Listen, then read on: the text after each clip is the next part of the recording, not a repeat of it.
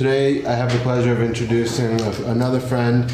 I never did know how to pronounce your last name. How do you pronounce it? Take a wild guess. Sinnreich? You got it. All right. A friend of mine, Aram Sinnreich, he used to... Wait. Now you didn't get my first name. I said Aram. I said Adam. Oh, sorry. I sort of know him. No, actually, we met when he was a professor here in media, culture, and communications. Since then, we've had lots of great talks about various topics, and we've co-hosted a few speakers coming here. I'm so psyched to have him here. He just wrote a book. This book, Mashed Up. I'm actually going to add this to the list of books that you can use for your final paper. And you can ask him questions about it if you do choose that. He's got some cool experience, including being an expert in the Grokster versus MGM Supreme Court case, which hopefully he'll talk a little bit about today. And I know he's doing some exciting stuff now. He's currently a professor at Rutgers and an active performing musician. I am. So without further ado, one of our coolest speakers of the semester. Thank you. Aram Sinnreich. Having me on the show. It's nice to be back at NYU. How many of you are comp sci people? Okay, and how many of you are in Evan's class? So some of you are not comp sci people, but still in Evan's class. Okay, cool. I'm not a comp sci person. In fact, much to my chagrin and embarrassment, I'm not even a coder, which is something I've been meaning to fix for a couple of years and haven't gotten around to. But still, I think, I talk a lot about code, and I think code is important because I think that we can't really understand the social moment we're living in without code, without understanding the way in which code influences culture. Every age is really influenced by the technologies that we use to communicate with each other and to produce our cultural environment. And we make this mistake of taking the methods that we use to produce culture, to produce communication, and extrapolating from that some sense of how the universe actually works. So back in Plato's day, we really thought of the world as a written document. Plato was really the first theorist of literacy. And we began to really think about the world in terms of linear logical arguments, getting from point A to point B, reading from left to right. During the age of movable type, we improved upon this, and you saw the birth of Protestantism. Martin Luther really thinking of God as something that you could get in touch with without the intersection of the church elders, without being told by the Pope, this is how the universe was made, this is what God wants you to think. The printing press gave people this direct communication with their sense of totality, with their sense of purpose, that couldn't have existed without the technology that put literacy into people's personal homes and took it out of the church. If you look at the development of modern science, if you look at Isaac Newton, Newton was really only able to come up with his laws to understand things like gravity and calculus because the metaphor by which he understood the world was really shaped by machines, by modern gear-oriented clocks, by complex pre-electronic industrial organization. And the development of the factory happened at exactly the same moment as we developed these new kinds of you could almost call them post-religious understandings about what the universe is made of and how it operates. And then if you look at the most recent age, at the 20th century, Einstein was really shaped by the technologies of his day too. And this notion that Einstein had that space and time are made of the same substance and that linear time as we think about it is really a fiction and is contingent on what our point of view is really shaped in many ways and shapes the development of cinema. This notion that you can have separate avenues of entry onto the same event, several points of view into the same scene, that the mise en scène, the direction of the narrative of your life is something that's subjective rather than objective, that there's no single God's eye view. It's very Einsteinian. And the reality is that the world hasn't really changed during these years and through these many eras. The only thing that's changed is our communication technology, and therefore the metaphors that we use with which to understand it. Well, today we go around talking about how the world is made of networks. And we really believe that the world is just a system of networks and that our society is a network and our bodies are networks. But of course, they're no more networks than they are books or complex gear-based mechanisms or anything else. That's simply the substrate by which we communicate with one another and communicate to ourselves who we are. And there are a couple of interesting networks up on the board here. Can anyone guess what this one is on the upper left? Say again? Yeah, somebody always gets that whenever I present this. That's exactly right. It's a map of US plane travel. This is actually an extremely similar map up here. Can anyone guess what that might be? It's a lot harder. Well, I'm going to give it to you because I don't want to spend the day on it. But that's a map of genetic co-expression. If you look at the relationship between genes and the ways in which the messages in those genes are expressed through the phenotypical qualities of the DNA that they describe. But it's amazing how similar these two shapes are. I mean, you can almost see Florida over here and Texas reaching down over here. The one on the upper right should be more familiar to many of you.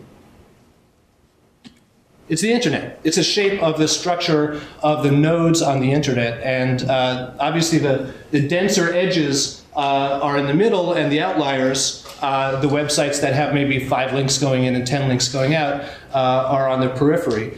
But we really do understand everything from biology to society through this metaphor of the network right now. And we're in the process of redefining just about every institution that we use to communicate and to connect to one another based on this new metaphor.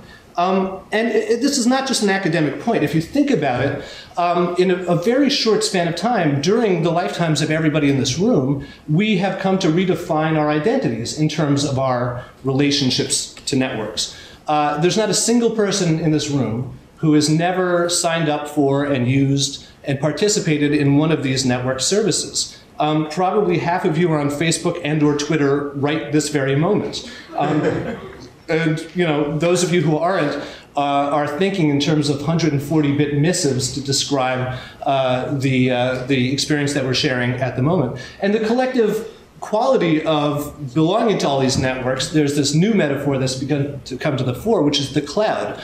And it began as a software metaphor, as I'm sure Evan has already talked with you about, but it's really moved to much more than that. We now see ourselves as essentially being equivalent to water droplets in an ever-changing, ever-shifting, difficult to describe, difficult to draw boundaries around coalescence of humanity that, like the clouds in the sky, changes its shape and changes its consistency on a daily basis, but is always there and always available for you to tap into.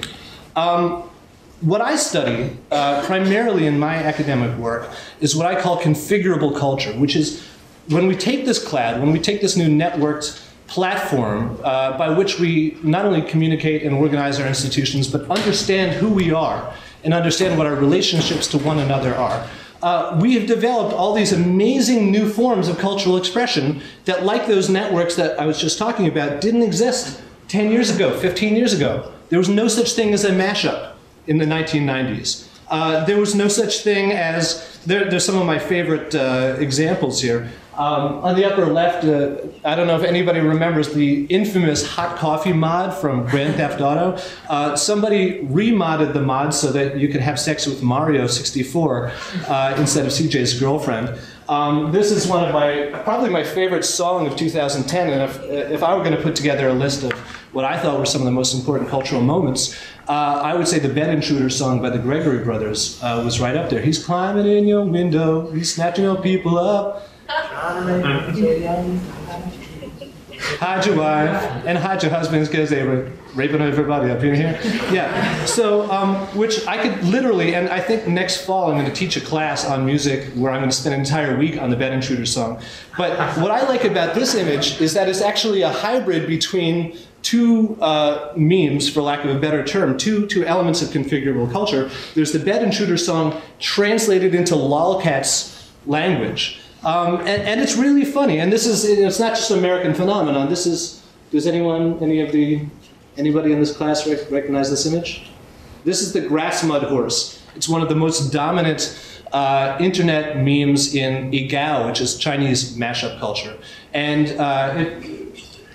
if you translate the English words grass mud horse into Chinese, it sounds an awful lot like go fuck your mother in Chinese. So it's this very subversive ways in which members of online Chinese society are working against the intrinsic censorship of the platform in that country. And this stuff is really funny, and it's really cute, and some of it seems really lame, and some of it seems really awesome. But it's also really important. Not because millions of people see it and get a laugh out of it, but because if you think about these cultural expressions up here, you can't understand them in terms of the traditional ways in which we describe culture. Culture, our entire economy, our entire legal system, our entire technological platforms, if you look at radio and you look at broadcasting and you look at retail, are all based on this notion that there's a producer over here and the producer makes stuff, and then there's a consumer over here, the consumer uses stuff, and somehow people are in the business of getting stuff from the producers to the consumers and getting money back from the consumers back to the producers. That's the setup for basically the entire communication and media industry throughout the post-industrial society. None of this stuff up here has an identifiable producer or consumer, right? Who's the producer of the Bed Intruder song? Right? Is it the Gregory brothers who remixed some news footage? Is it what's his name, Andre Dodson, who was the subject of the news footage, whose voice they remixed, and to whom they gave 50% of the proceeds from their Billboard charting single? Is it the news producers from Huntsville, Alabama, who captured that video and broadcast it online in the first place? Is it the college kids who took that song and did their own acoustic version of it? Is it the hip-hop artists who took that acoustic version of it and rapped over it and put it back out on YouTube, right? Who's the author in this case? And for that matter, who's the consumer? The answer, of course, is all of us. We're all producers and we're all consumers. And it's getting harder and harder and harder to draw the line between the two, which means that all of those structures that we've built for ourselves based on this presumption that one is one and the other is the other and never the twain shall meet, are all flying out the window. It's not simply that we can't believe in them anymore, it's that they can't function because we don't believe in them. I've actually done some survey work on these subjects for a couple of years too, because I've found it very interesting to talk about critically, but I didn't want to have no there. I wanted to be able to say this is definitively happening. So I actually fielded the first survey on this almost 5 years ago in 2006. I've got a follow-up survey to that in the field right now, and I'll show you some of that new data that nobody's actually seen yet. But even back in 2006, if you look at it, across this whole range of configurable culture, some of the stuff like photoshopping or music sampling was very popular. A lot of people, the majority of the people knew what it was. Some stuff like game mods and video mashups and machinima, less popular. But if you look at all of those little niche areas of configurable culture, whether they have 2% popularity or 40% popularity, and you add them all up, it's a majority cultural movement. There's almost nobody in American culture today who's not to some greater or lesser degree involved in cultural production where there is neither a producer nor a consumer. We have all shifted over onto this new communications platform, configurable, network-based cultural production, which means that we're all beginning to change the way that we think of our identities, and we're all ceasing to really believe in the fundamental assumptions that undergird our technologies, our legal institutions, our economies, and what have you. Looking at some more data, this is brand new data that nobody has seen yet. This is from that live survey that continues to have new people taking it as we speak. But if you look at it, this is something that probably unsurprisingly really scales with age, right? The younger that you are, the more likely you are to know about this stuff. And obviously there's a trade-off here. If you're in college, you don't have kids, you don't have a day job, you've got time to fuck around on 4chan or YouTube or Facebook or whatever it is, wherever you find your configurable culture, and get involved with these kinds of things. If you're older, there's a much steeper learning curve. You have to change your habits, but you also have to change the way that you think about yourself and your relationship to the world, which gets more and more difficult as we dig into the ruts of our lives. This is some more new data. If you look at, just looking at music, you can really see that there is a range of engagements. They all scale with age as well. But the majority, the vast majority of people out there have made themselves a music playlist. And obviously everybody who's ever bought an iPod, whether they knew it or not, were making themselves a music playlist. And the playlist, as I'll talk more about later in this talk, has really become the dominant form of musical engagement. I won't call it consumption because it's not pure consumption. Technically speaking, because there's something called a copyright for creative selection and arrangement, which is what, say, somebody putting together an edited book full of chapters or musical review would use, every single playlist that you've ever made, theoretically, is a form of creative expression that could be copyrighted. In fact, technically is copyrighted because since 1976, everything that we do is copyrighted if it's more than just a simple collection of facts. Every form of expression, and this is unquestionably a form of expression. If you look at the kind of less common stuff, not everyone's DJing a set. In fact, almost nobody above the age of 55, probably only Steinsky, has DJed a set and obtained licenses to remix. Yeah, Jolly's DJed a set. He's an outlier. And then you see stuff like, you know, karaoke and custom radio kind of falling into the middle. Pandora is a bigger broadcaster now than Clear Channel, if you look at the charts. The Pandora radio network is a bigger network with more listeners and more listener hours than all the Clear Channel stations, of which there are still 800 some odd offline in addition to their online stuff. Bigger than CBS Radio. It's the single biggest radio network in the country. And it's online only, and it's custom only. To create a Pandora station, you need to create. You can't just sit back and turn it on and let it happen. At the very least, you need to name one artist or one song that you like to listen to, and the software will do the rest. And this kind of handshake between the Web 2.0 infrastructure, between the software and the creative consumer, is really the technological substrate on which this stuff is happening. Here's some more of the old data. I don't have the new data on this yet because it needs to be weighted. And I didn't want to show you just kind of raw false data. But no matter which category of cultural expression you look in, whether you're talking about games or video or music or photos or what have you, you can think of it as, you know, how real estate developers, when they're trying to sell you an apartment in Harlem, they'll say it's Columbia adjacent. Or if it's in Greenpoint, they say it's Williamsburg adjacent, or Bushwick, it's Williamsburg adjacent. You can really think of this kind of gray area between production and consumption as part of it is consumption adjacent. It looks a lot like consumption. When you're listening to your iPod, it's a lot like playing a record, only there's a little bit of creativity put into it. When you're making a remix video, it's a lot like just making a video, but there's a little bit of consumption put into it. So there's production adjacent and consumption adjacent. And obviously, the way that people are getting into this gray area, they're getting their toes in the water through consumption adjacency, and then moving deeper and deeper and deeper into the gray area until they cease to be classifiable as producer or consumer. This is also the 2006 data. This apparently makes it very clear that people's attitudes about this stuff, whether they think these new forms of cultural production are legitimate or not, scales with age. So if you look at this data, it looks like young people are much more willing to see remixes and mashups and mods and machinima as original, and therefore a valid form of creative expression. Much more willing to give the benefit of the doubt and say that sometimes it's original, sometimes it isn't. Whereas the old people, the old folks, are much less likely to view any of this as worthwhile. And I have all kinds of wonderful write-in responses from them where they're kind of screaming invectives about this stuff and talking about the awful things that young people are doing, remixing their memories. That's an actual quote. But here's the thing. This time around, when we fielded this survey, we added a fourth possibility. You could say it's always original, it's never original, it's sometimes original, or I don't know. And here's the 2010 data.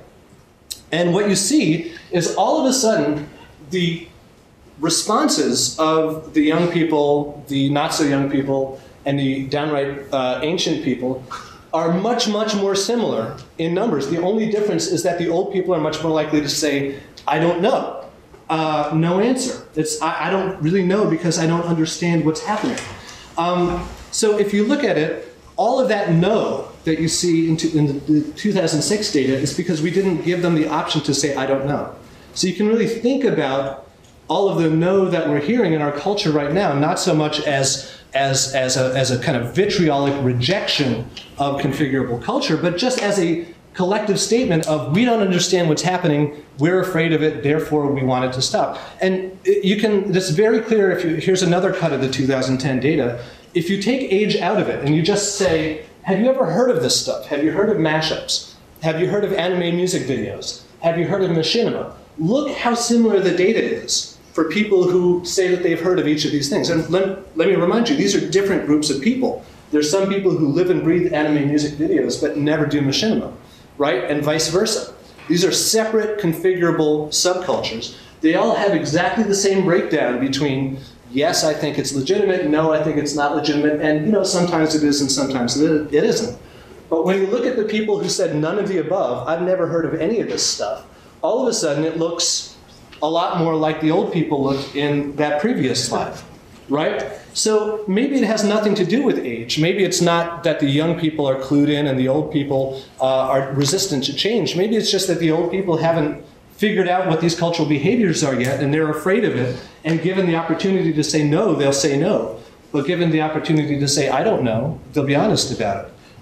The problem is we don't have the option to say, I don't know, in our culture.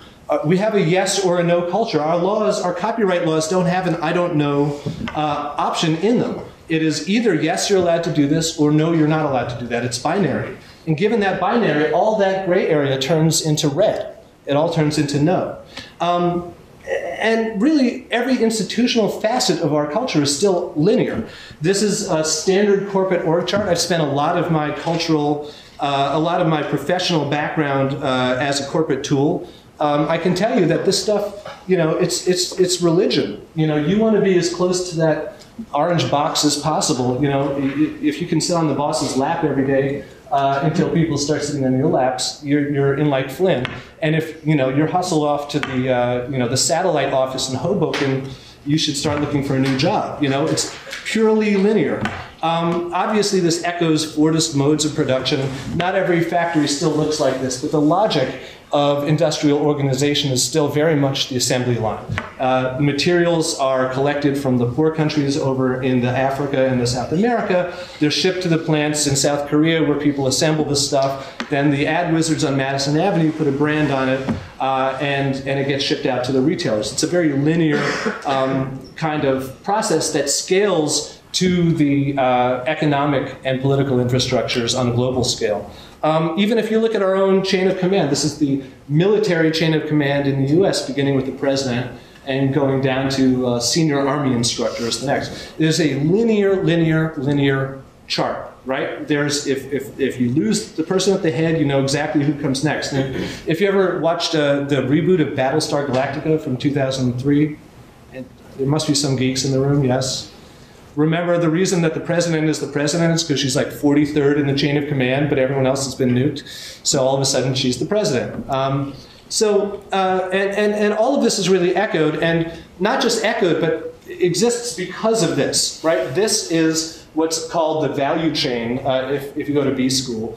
This is how everything gets made, whether we're talking about music or soap or cars or what have you. It's produced, it's distributed, it's marketed, it's sold, and it's consumed. And this is the alpha, and this is the omega. And the reason that producers and consumers are so far away from each other is because of all this other stuff that has to happen in between in order to justify our industrial infrastructure. So I promised I would talk about the music industry, which I haven't really done much yet. I'll talk about a little bit about what this means for the industry, but what I'd really like to do would be to field some questions afterwards, because this is a small slice of the stuff that I really enjoy talking about. So if you look at the way that a song is typically organized in pop music, right? There's the verse, then there's the chorus, then there's the verse, then there's the chorus. Then if you're listening to something that's especially sophisticated, there's a bridge, and then there's another chorus, and then there's an outro, and it fades out, and the other song starts during the fade out. If you look at the way that configurable musical forms like hip hop and techno and the Bed Intruder song are produced, what you get is more of a cyclical, more of a networked production, right? There's something that goes around and around and around, and things get stacked on top of it. Beats get dropped in, effects get dropped in, samples get dropped in. There's not an alpha and omega. There's not really a beginning and an end, which is why you get 12-inch remixes and mixtapes and all kinds of reimaginations of the same recorded material over and over again. And this began in Jamaica back in the 60s with what was called versioning, where they would literally make a record with bass and drums and some other supporting instrumentation on it, and they would record 20 different people doing their own version of the vocals on top of that track, and those were called different versions. And obviously, in digital culture, it becomes a lot easier to do that. If you look at the way stuff gets distributed in the traditional chain, as we were talking about, you start with the producer and you end up with the consumer. There are professional companies that pretty much use mafia-style tactics to control the distribution between the two. If you look at peer-to-peer, it's a totally networked distribution platform, right? There's no beginning, there's no ending. And if you look at something like BitTorrent, there's not even a song being shared. It's just a few bits of one song going from point A to point B, and a few bits of another song going from point B to point C, and so on and so forth. You can't ever say that a single file or a single song lives in any specific hard drive or is being exchanged from one person to another. Even if you look at the way that we use the music, the consumption, the LP, which was the dominant form of music programming for the last 50 years, was beginning, middle, and end. Here are 12 songs or 15 songs in a row. You start, literally, if you look at an LP on vinyl, it has one line on it that goes around and around and around in a spiral. You put the needle down at the beginning of the line, and it doesn't stop until you get to the end of the line. CDs essentially work the same way, but with pits and grooves and ones and zeros. And starting with the Beatles and the Beach Boys in the mid-'60s, they began to organize their entire aesthetic around this. We're Sgt. Pepper's Lonely Hearts Club Band, welcome to the show. Now we're Sgt. Pepper's Lonely Hearts Club Band, we're sorry, but we have to go. That's the organization of musical recordings for 50 years. Now we have these giant hard drives in our pockets that, remember the first iPod ad that came out 9 years ago? It was 1,000 songs in your pocket. Right now we have, I've got Mog.com on this. I have 10 million songs in my pocket. So you just hit the shuffle button, you lean back, and you enjoy whatever your slice of that music library happens to be, whether it's 20 songs or 20,000 songs. But this notion of the one linear path from point A to point B, the alpha and the omega, doesn't exist in the way that any of us in this room listen to music, right? Yes? I still like LPs, though. I mean, sure, there's a lot to recommend. Except for the consumption part. I think, especially with music, what started happening in the 60s was great art. I agree, and the symphony was great art, and the music of the griots is great art. I'm not saying that we should stop liking LPs, and Sgt. Pepper's is always going to be an amazing work of art. What I'm saying is the way in which we are increasingly listening to music, the mode through which we're increasingly listening to music, demands a different aesthetic. And you begin to see, mixtape DJs. You look at the music bloggers right now, who will put together, Summer Jams 2010 or something like that. They'll give you a zip file with 100 songs that they think are great, with the expectation that you're going to put it onto your iPod and hit the shuffle button, and it doesn't really matter which order you hear it in. Sure, you still get club DJs who are going to build an experience for you, and you can go to different websites where you can, instead of just downloading songs, you can download an entire DJ set from point A to point B. But usually what the DJs do these days is they offer you both options. They say, here's a 150 meg MP3 file that is a direct transcription of the set that I played in the club, but here's a 150 meg zip file that contains all the individual MP3s of the songs, and you can do your own version of it too. So it's not that we are eliminating a linear pattern for it. It's that linearity has become one of many, many different possible shapes in the grab bag of patterns that define consumption. So if you look at this traditional value chain that I was talking about, obviously consumption is no longer just the omega, it's also the alpha, right? You can't remix something unless you've already downloaded it and heard it. But if you look at something like Mog.com or Napster or Rhapsody or Spotify or any of these subscription services, you actually sell the music before you tell people what you want them to listen to, right? What you're buying isn't this artist or this album, you're buying access to the music. And then once they've had that, you say, well, now that you have access, why don't you listen to the new Alicia Keys or why don't you listen to the new Jay-Z? The distribution more and more happens before production. And like Evan said, I'm a working musician. I'm in a bunch of bands. And typically the way that will work is, I'll record a bass track and then I'll FTP it over and my drummer will play with it and turn it into a groove. And then we'll send that over to the keyboard player who will put down some chords or what have you. I mean, we still get together in the recording studio sometimes to do stuff the old-fashioned way, but it's the old-fashioned way. Most music by both independent and big-name artists is made with distribution over the internet being part of the integral process before it's all assembled by a producer and turned into something slick. Yeah? How much of that do you think is like more of a quote-unquote indie method to do it versus because I don't know if you read about the way Kanye made his new album, yep. But it seems much closer to the old school method, like they're all hanging out in Hawaii. Very true. And if you think about it, it used to be that, that's a great point. That has become a luxury.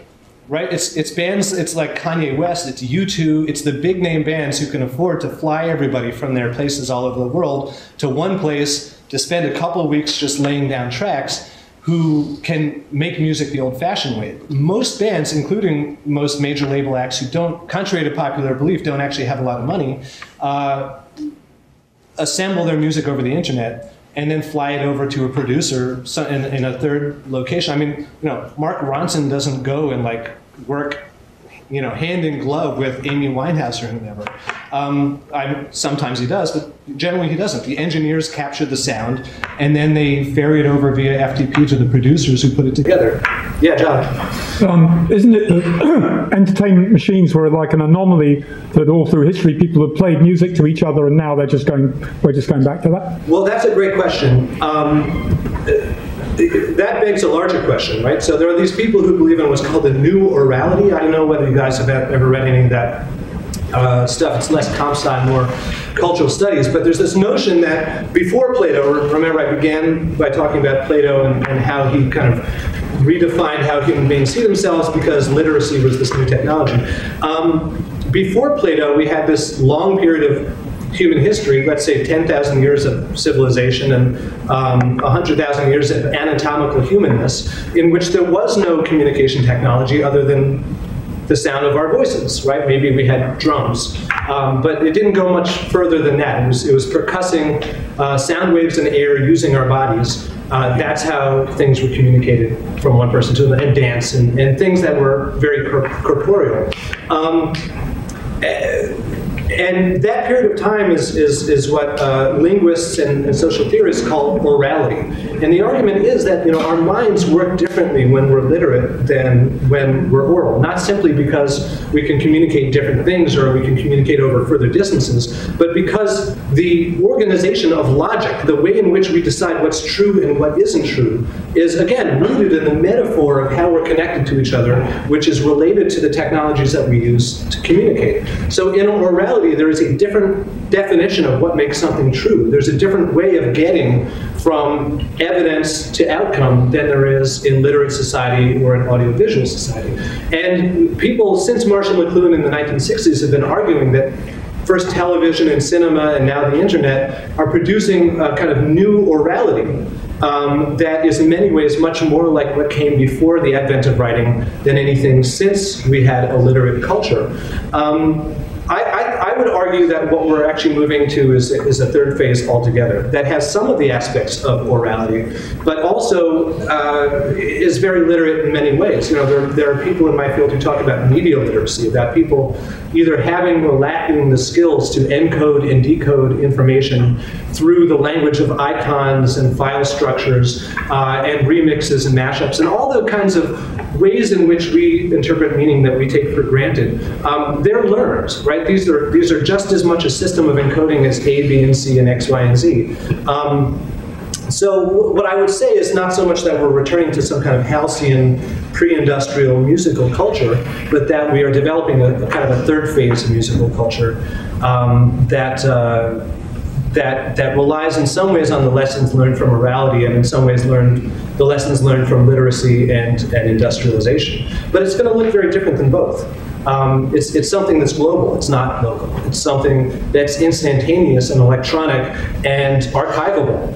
And not something that disappeared. You know, most of the music that's ever been made was not heard by anybody other than the people in the room or out in that area of the outdoor space where they were, because the sound waves disappeared, right? They weren't captured in any way, right? We started trying to notate sound waves a couple hundred years ago with this very imperfect system of dots on a staff, and then we developed wax cylinders and MP3s and all the other ways in which we capture sound now, but still the majority of music that gets made is not captured.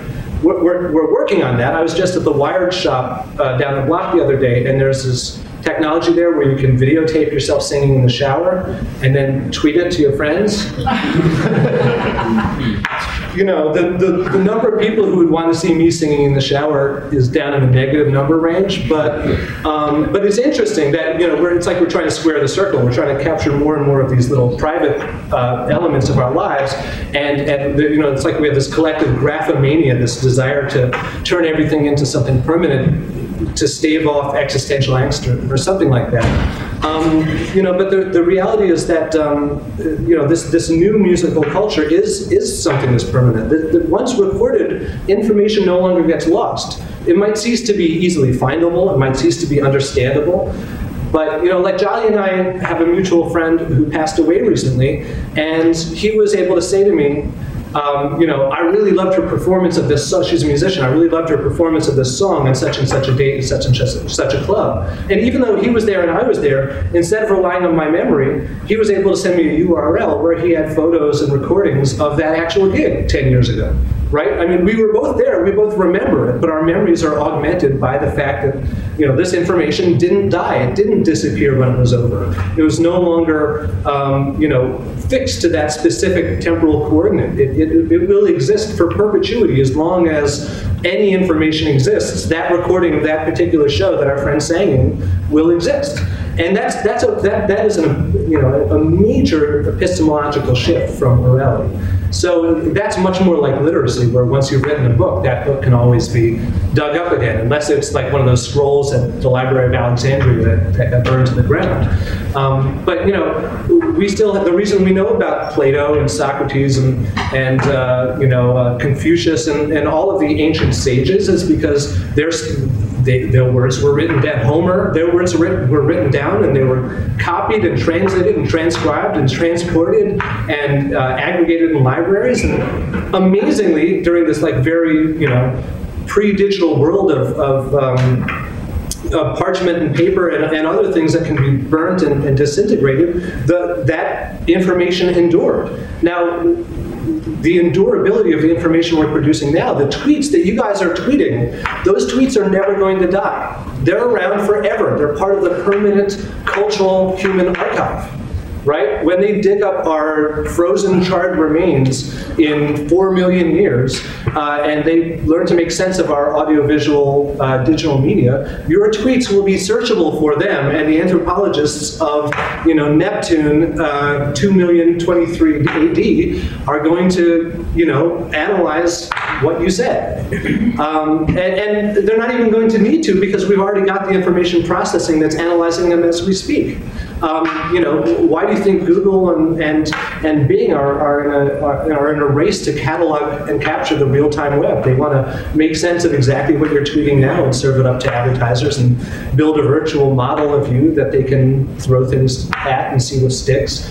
So anyway, it is like orality, but it's also not like orality. It's a third stage that we're entering. So my point being here that, you know, this old linear industrial logic just doesn't make sense. That's not the way it actually works anymore. And the industry has responded in some very interesting ways. Many of you have heard of the 5 stages of grief, which is how Elizabeth Kubler-Ross, the psychology professor, talks about people dealing with death. The first stage is denial. That's certainly the way that the music industry responded. Until Napster, the music industry pretended the internet didn't exist. I know this because they were my clients, and I was telling them, there's this thing called the internet, you should really be on it. No, we'll take a pass. We'll get on it one of these days. The time's not right yet. Then comes anger. We are all certainly very aware of the fact that they've sued over 40,000 Americans for sharing music over the internet. The massive quantity of propaganda that turns these new behaviors that are ethically lacking in valence. Is file sharing good or bad? Is it giving or is it taking? Well, those are subjective questions. There's no objective answer to these questions, but the industry has now decided for the past 10 years that it's going to aggressively lobby the media industry to describe it in terms of theft and piracy. Piracy is not sharing some ones and zeros over the internet. Okay, piracy is getting your ship alongside someone else's ship and firing cannons at them until they hand over their gold bullion and their young women. Piracy, at best, is making massive duplicates of something that sells for a lot of money in the store and selling it in your own store. Piracy is not listening to a song and then letting someone else listen to it. That's a long conversation. Maybe Susan Crawford has already talked about it. I'm not going to get into it. Bargaining comes next, like DRM, which I'm sure you've talked about. Okay, we'll let you listen to the song. Any of you have a Zoom? The reason why you don't is because the way that you share music with a friend on Zoom is, well, you can share my song, but you can only listen to it 3 times. You can burn 1 CD out of it.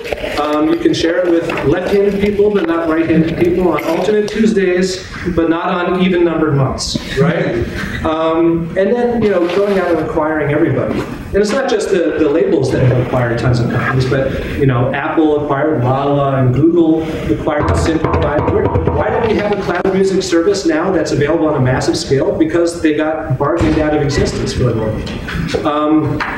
Depression comes next, and we're literally dealing with an economic depression in terms of the drop in CD sales.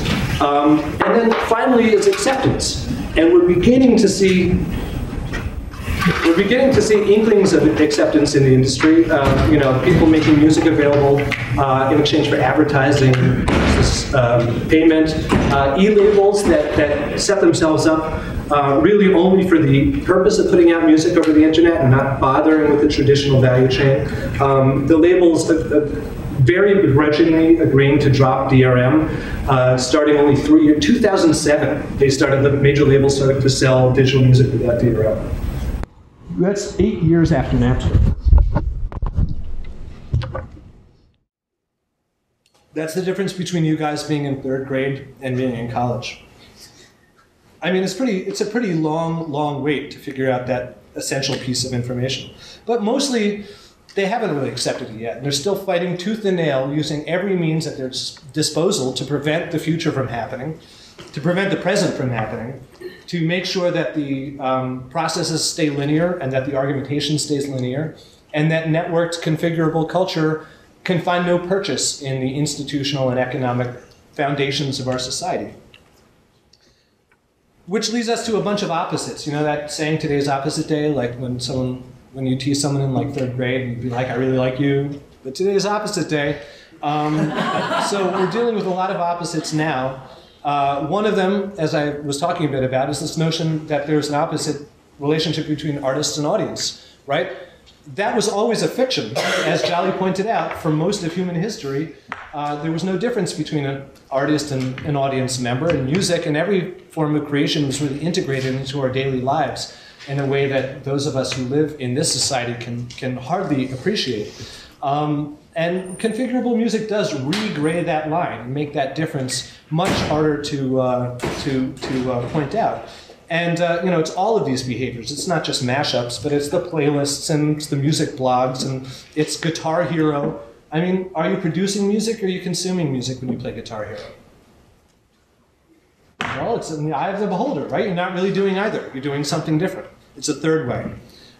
This notion of the long tail, which there's a lot of arguing about, but it's a beautiful little term coined by Chris Anderson to describe something that people had already been talking about for a long time, but which is this notion that once you have infinite shelf space, there's no longer an economy that requires you to have a top 100 artists or top 30 radio or any of these so-called top very constrained playlists. You can make more money off of those artists that are going to have 1,000 fans all put together than you can off of that handful of artists who are going to have 1 million fans.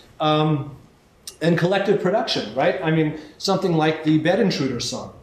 There's no single point of origin for that. It wasn't dreamed up in a corporate boardroom and then, put inside a polyurethane package and shipped out to a store. It's something that emerged from this person getting involved in that way and that person getting involved in that way and continues to change. I mean, probably the definitive version of Bed Intruder hasn't even been made yet, if there is such a thing as a definitive version, right? I mean, there's a version on Japanese zither, there are a cappella choirs, and everybody's got a different avenue of entry into it, if you look at it. Not everybody started with watching the Huntsville, Alabama news story and then going on to the Gregory Brothers version and then going on to the, the acoustic college kids version or whatever.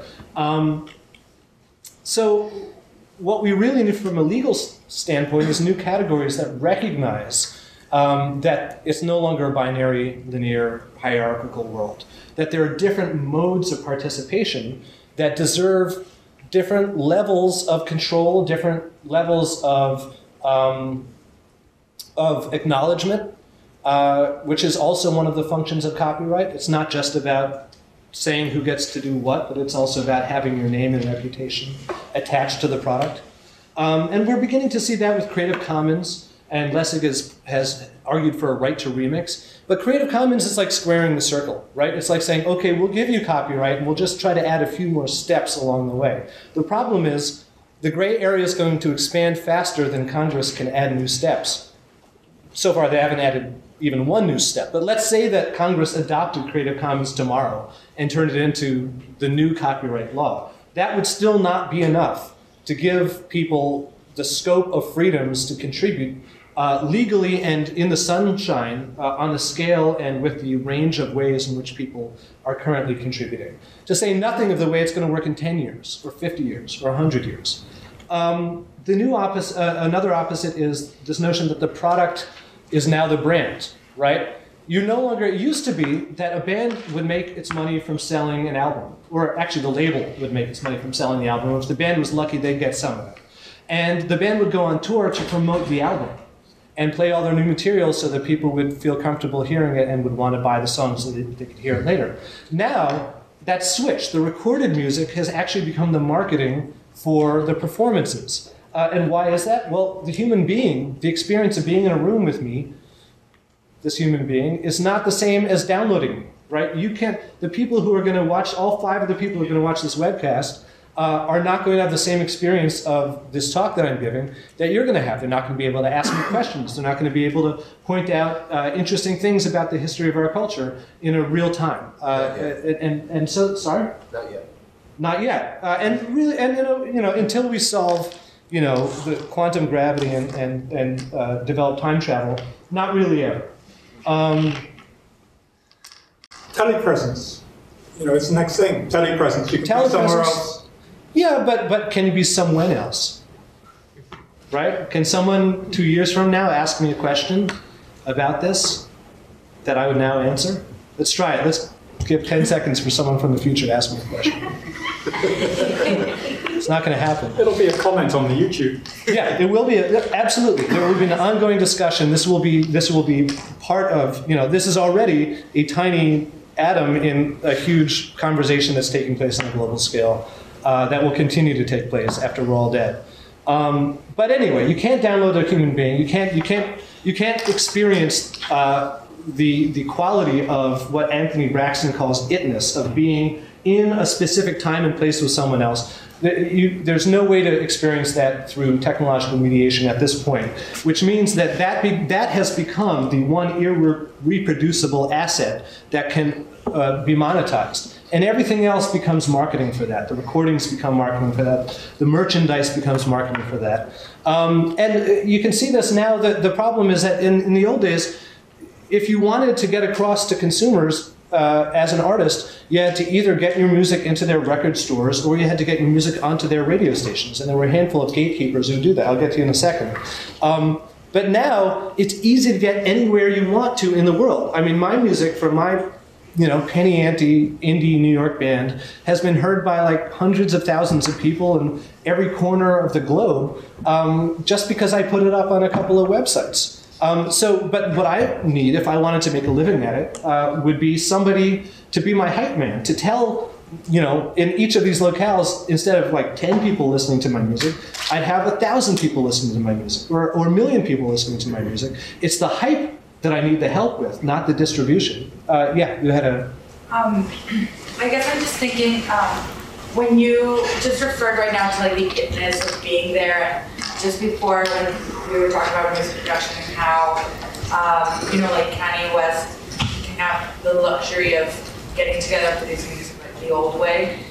I guess I'm just thinking, do you think that maybe all of this technology like compromises the agency of producing these products, or actually like enlarges it, but compromises the quality in a way? Like, I don't know, it just struck me that you mentioned that it was like a luxury.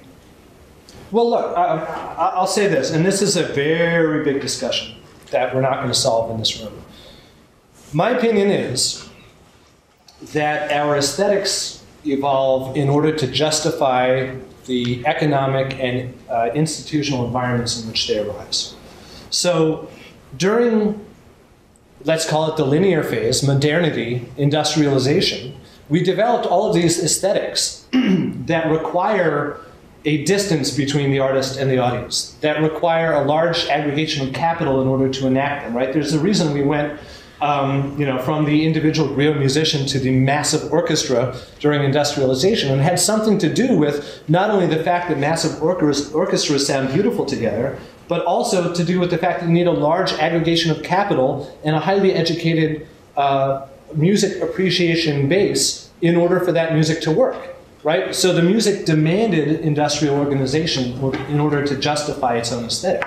That's not to take anything away from Beethoven or Berlioz or any of the great orchestral composers. It's simply to say that the reason their music is organized the way it is has more to do with justifying the modes of production in their societies than it does with their irreproducible human spirit. That, I mean, why didn't somebody in Madagascar in 3000 BC write symphonic orchestral pieces, right? Did they have a different soul? Did they have a different vantage point on the human experience that didn't want to communicate itself that way? Or did they simply not live in a society in which that was a necessary form of organization, right? So, I mean, the correlations between our aesthetics and our industrial modes of production over the years is too close not to be coincidental. The two justify one another. So, I'm not taking anything away from any of the wonderful musicians who have produced beautiful music during those years in those contexts. It's simply that those contexts are no longer relevant to the way in which we, in the society that everyone in this room participates in, experience culture and participate in the conversation of humanity. And therefore, what we need is to emphasize other modes of production of cultural production that are more amenable to to the way that we communicate and live our lives. Does that? Yeah. Okay. So to get back to the point that I'm making here, there's a company called TuneCore. Probably some of you are already members. You can sign up for $10 and they'll put your music everywhere in the world. And yet, you see a company like Live Nation, which is the grand monopolist of live performance. They own, 60% of the touring business in the U.S. They're paying hundreds of millions of dollars to individual bands and artists for so-called 360 deals to own all of their creative output for a period of time, right? Why, if distribution was the thing that the industry needed to do right now on behalf of artists, then you wouldn't see such a delta between the cost of a TuneCore membership and what these companies are willing to pay. It's because these guys can leverage the exclusive ability to put asses in seats in the same room as Shakira that they're willing to advance this kind of money to the artist. right? That's where the money is made right now, is by providing some sense of a direct connection to a very high value artist and in producing that high value through aggressive marketing and promotion. And Nickelback, whom I'll never understand, as long as I study this stuff and live. Nickelback. So recordings are just another form of merchandise. That's obviously true of vinyl, right? And now, like, if you want to spend $5, you can get the MP3s, or if you want to spend $50, you get the heavy pressed vinyl version of whatever, you know, the Radiohead or 9 Inch Nails record. But it's all recordings. And in a way, this has always been true. If you look at traditional record contracts, there's always been a clause that says 10 or 15% of what you make, what we owe you, we're not going to pay you. And that's because we gave it away to other people.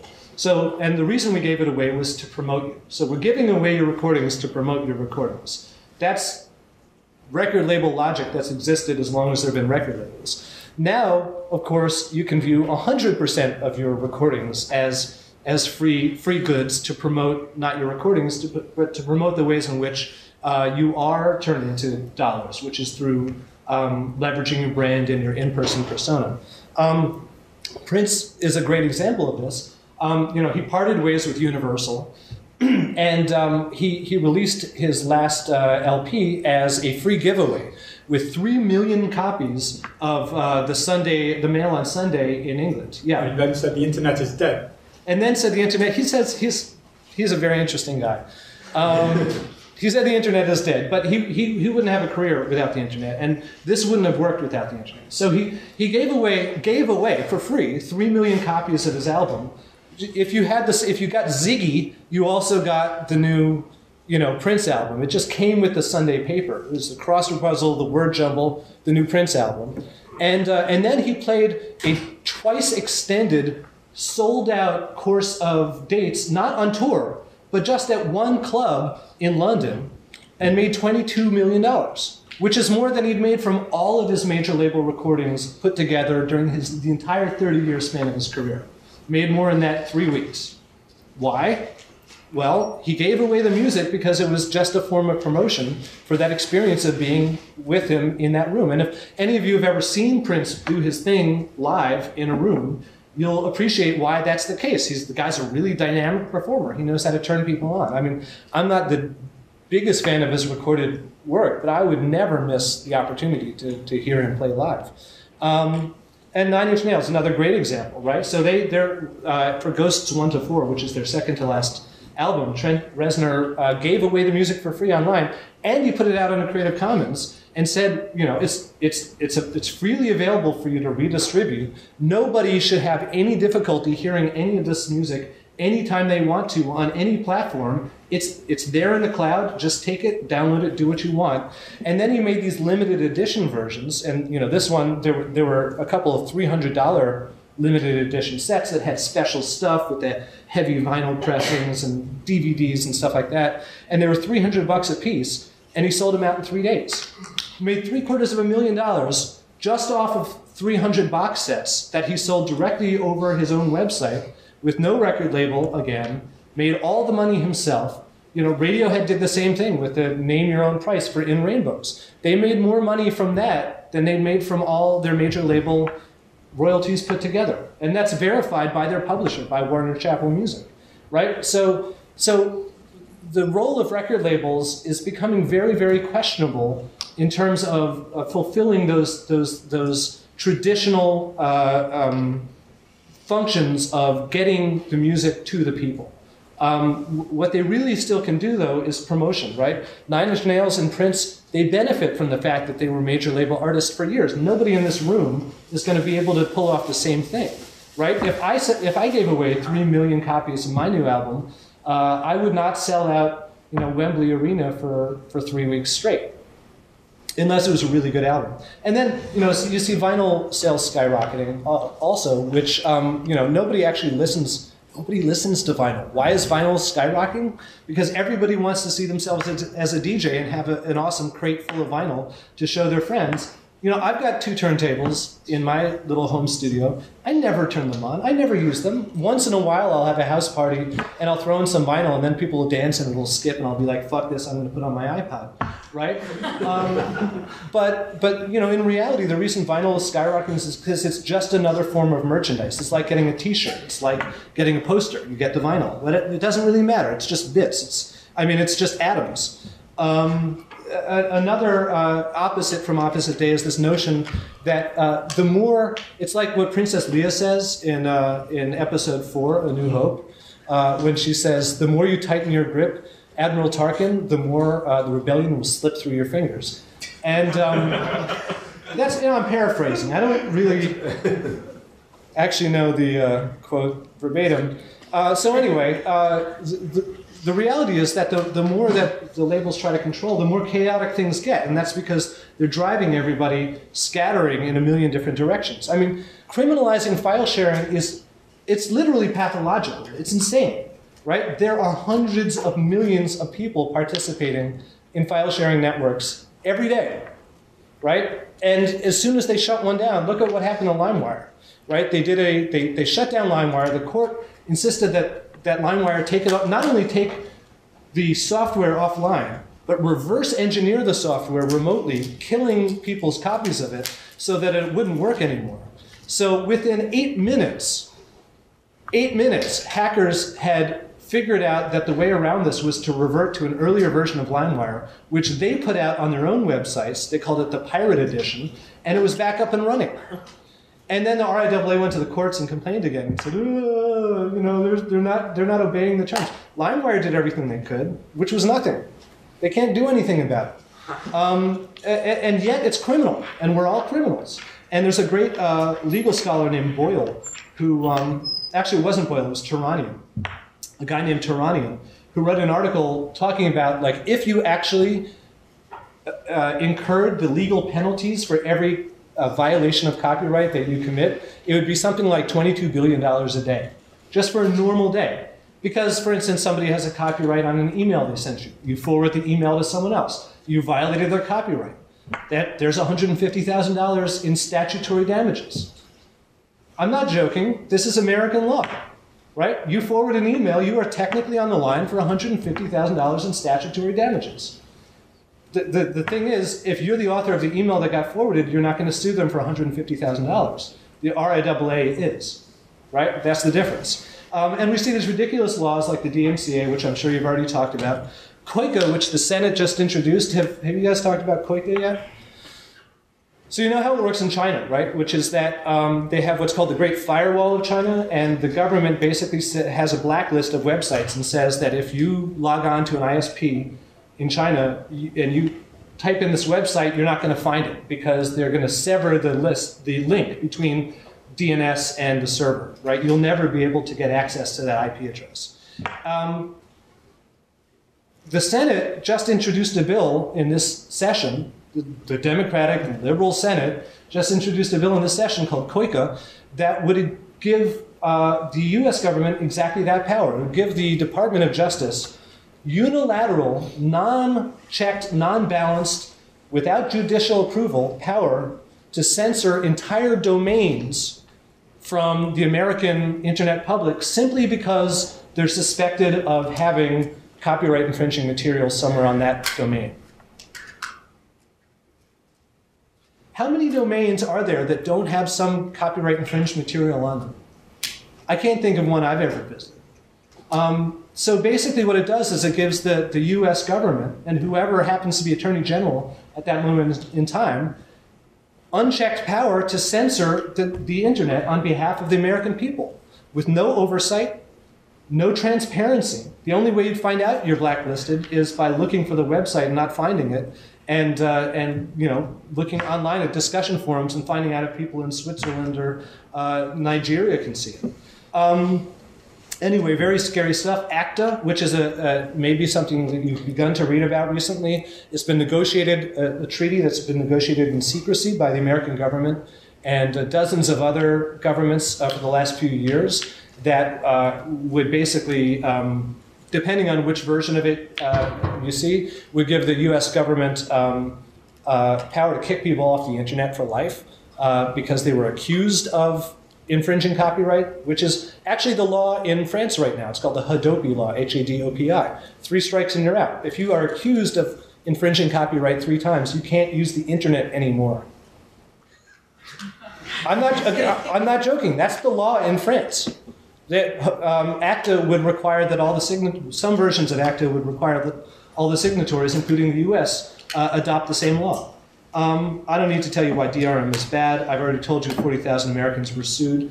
Obviously, the effect of us all being criminals and of us all being policed like criminals is to make us very skittish, right? So we're very nervous. People are starting to get all their hackles up about privacy. We're starting to watch what we say because we know we're being surveilled.